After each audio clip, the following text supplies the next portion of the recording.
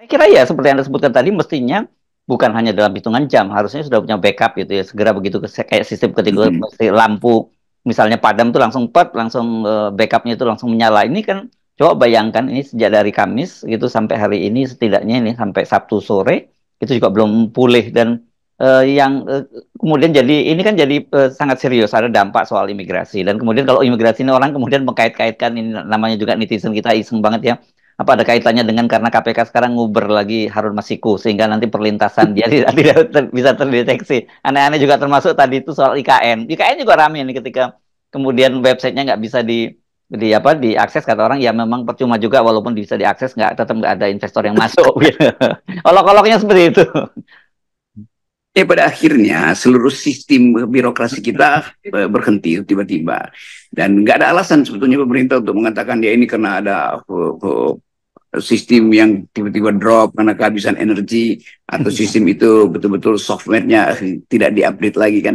Tetapi intinya dari pandangan luar negeri, Indonesia itu buta huruf terhadap digitalisasi. Sebenarnya itu ada, itu aja intinya kan. Ya, ya. Jadi illiteracy di dalam soal artificial intelligence semua itu akan dihubungkan dengan daya saing Indonesia untuk bertanding di dalam model baru persaingan global dalam soal security global, dalam soal e-commerce segala macam tuh. Jadi semua hal yang menyangkut kesiapan teknologi kita akhirnya batal tuh. Lalu Mhm. orang bertanya kalau begitu apa fungsi dari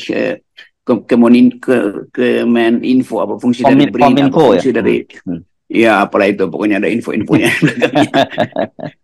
Ya, Jadi ya. kelayakan-kelayakan itu juga menunjukkan bahwa seluruh persiapan untuk upacara di 17 Agustus IKN, Ya. orang akhirnya meragukan bisa tiba-tiba lagi upacara terus sistemnya berhenti itu, lalu Ya, airnya ya. nggak ngucur di situ, lalu AC-nya mati semua itu, apalagi soal data yang mesti disimpan supaya ada semacam perjanjian-perjanjian baru di IKN kan, semua itu batal kan. Ya, ya. Memang sebetulnya nggak penting juga di situ karena memang IKN itu tidak tersedia infrastruktur teknologi yang berbasis pada informasi kan. Kan semuanya berbasis pada rumor. Semua IKN kan itu basisnya rumor.